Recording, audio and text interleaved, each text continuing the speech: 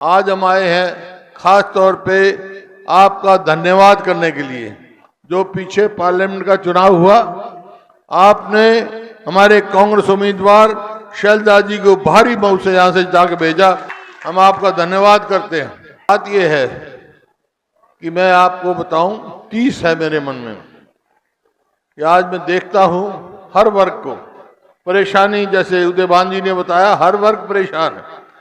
2014 में जब हमने सरकार छोड़ी तो मेरा हरियाणा प्रति व्यक्ति आय में, प्रति व्यक्ति निवेश में, कानून व्यवस्था में, खेल खिलाड़ियों में, नौकरी देने में, किसान के हित के में पूरे देश में नंबर 1 था। आज ये मेरे आंकड़े नहीं है, ये सरकारी आंकड़े उस समय निकाल सकते हो। आज 10 साल के करीब इनकी सरकार हो गई, कभी बीजेपी की, कभी बीजेपी जेजेपी मिलके। क्या किया इन्होंने 10 साल में? आज किस चीज में नंबर 1 हम? आज नंबर 1 है हम बेरोजगारी में, हम नंबर 1 है महंगाई में, अपराध में। और खेल खिलाड़ियों को देख लिया आपने, खेल खिलाड़ी जो हमारी बेटियां जिन्होंने दुनिया में नाम कमाया, उनको जंतर मंतर में किस तरह घसीटा गया, अब तक भी उनको न्याय नहीं मिला। किसान की बात देख लो, एमएसपी तो दूर, इन्होंने कहा 2022 में हम किसान की आमदनी दुगनी करेंगे। आमदनी तो दुगनी नहीं करी, लागत दुगनी से ज्यादा कर दी। देख लो, याद कर लो, 2014 में डीजल का क्या भाव था, खाद का क्या भाव था, कीटनाशक दवाई का क्या भाव था। कई गुना बढ़ गया, लेकिन किसान की आमदनी नहीं बढ़ गई। किसान तो मंडी में उसको एमएसपी नहीं मिलती। इसी प्रकार से गरीब आदमी के 100-100 गज के प्लॉट की स्कीम बंद कर दी। गरीब आदमी के बच्चों की जो स्कॉलरशिप थी स्कूल की, उसमें घोटाला कर दिया। कोई भी वर्ग जो है, कानून व्यवस्था की तो आप पूछो मत। चंडीगढ़ से एक कार्यक्रम शुरू किया है और उसका नाम है हरियाणा मांगे जवाब। इस 10 साल का जवाब मांगना है इनमें से। 15 सवाल इन्होंने दिए, वो आपको घर घर लेके जाने हैं। बताएं भाई इन्होंने क्या किया 15 साल में? 1 यूनिट बिजली पैदा करी हो, 1 इंच मेट्रो बढ़ाई हो, कोई रेलवे लाइन लगाई हो, नौकरियां दी। नौकरियां कौशल रोजगार निगम बना रखा है। उसका क्या काम है? ठेके पे नौकरियां देते हैं। ठेके पर ना तो पक्की नौकरी है, ना उसकी पेंशन है, ना उसमें मेरिट है, ना रिजर्वेशन है। जब मर्जी हटा दो, जब मर्जी लगा दो, साल के बाद हटा दो, 6 महीने के बाद हटा दो, घर भेज दो बच्चों को, जिस तरह अग्निवीर में। और उसका नतीजा ये हुआ कि आज 2 लाख पक्की नौकरियां हरियाणा में खाली है। ऐसी परिस्थिति कर दी हरियाणा में, अस्पतालों में जाओ तो डॉक्टर नहीं, स्कूल में जाओ तो मास्टर नहीं, दफ्तर में जाओ तो कर्मचारी नहीं। फिर सरकार का है कि भाई ये सरकार का क्या काम है? स्वास्थ्य, शिक्षा और सुविधा का ये काम होता है ना। तो हर जगह फेल है ये सरकार। तो ये स्थिति है। आज किसान की बात कही, एमएसपी की बात है। देखिए, कांग्रेस तो फैसला कर रखा है, मैं आपका धन्यवादी हूं। आज राहुल गांधी जी के नेतृत्व में एक मजबूत विपक्ष हुआ है और हम मजबूर करेंगे इस सरकार को कि किसान को एमएसपी की गारंटी दें। हम लड़ाई लड़ेंगे उसके लिए। राहुल गांधी जी ने भी कहा है और पूरी कांग्रेस लड़ाई लड़ेगी। ये बात।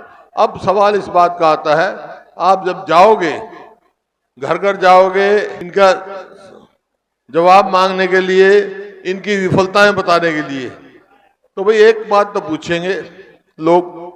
ये कहेंगे कि भाई इनने तो भट्ठा बटा दिया हरियाणा का, पछाड़ दिया बेरोजगारी में, अपराध में, हर जगह में। ये पूछेंगे ना, पूछेंगे। हमने तो भाई युवा पीढ़ी को खिलाड़ी बनाया था, इन्होंने नशेड़ी बना दिया। ये देख ले आप। तो ये बातें आप लेके जाओगे तो एक बात और पूछेंगे लोग आपसे कि भाई ठीक, इनने तो कर दिया, अगर कांग्रेस की सरकार आ गई तो तुम क्या करोगे? पूछेंगे ना। तो भाई मैं बताता हूं, जो हम कहते हैं वो करते हैं। 5-6 मोटे मोटे फैसले हमने कर दिए, बाकी हमारा लोगों से विचार करके हमारा घोषणा पत्र तैयार हो रहा है, लेकिन मोटे मोटे फैसले जो बताए हैं वे हम क्या करेंगे वो बताना चाहता हूं, जो आप लोगों को कह सकते हो कि हमारी सरकार कांग्रेस की आएगी तो भाई एक काम करेंगे, हम पहला काम तो करेंगे अपने बुजुर्गों की पेंशन 6,000 रुपया करेंगे। और जो महंगाई का एक बहुत बड़ा कारण है बिजली, 300 यूनिट फ्री देंगे हम, ताकि गरीब आदमी को सहारा लगे। इसी प्रकार से जो अध्यक्ष जी ने गैस सिलेंडर की बात कही, रसोई सिलेंडर की, जब 2014 में 400 रुपए का था और अब 1200 का है। कांग्रेस की सरकार आएगी तो गैस का सिलेंडर 500 से ज्यादा का नहीं होगा, 500। इसी प्रकार से जैसे मैंने कहा 2 लाख जो है पक्की नौकरियां खाली हैं, कांग्रेस की सरकार आएगी तो हम 2 लाख बच्चों को पक्की नौकरी देंगे अपना यहाँ, ताकि उनका नौकरी रोजगार मिले। 100 गज के प्लॉट की बात कही इन्होंने, वो स्कीम बंद कर दी। 4 लाख के करीब हम दे चुके, 3 लाख अंकित हो गए थे।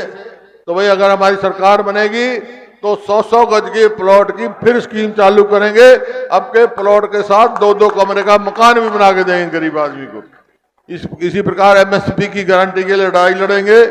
कर्मचारियों की ओल्ड पेंशन स्कीम लागू करेंगे।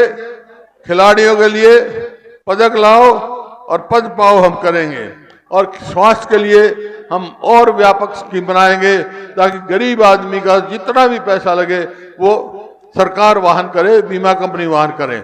और जो आज परिस्थिति है, क्या वो ठीक कहा, प्रहलाद सिंह जी कह रहे थे कि 2005 से पहले भी ऐसी अपराध की स्थिति हो गई थी जिस तरह आज परसों हांसी में कत्ल हुआ, कल सोनीपत में हो गया, रोज कत्ल हो रहे हैं, लूटपूट हो रही है, फिरौतियां मांगी जा रही है बदमाशों का। वो है 2004-05 में भी ऐसी स्थिति थी।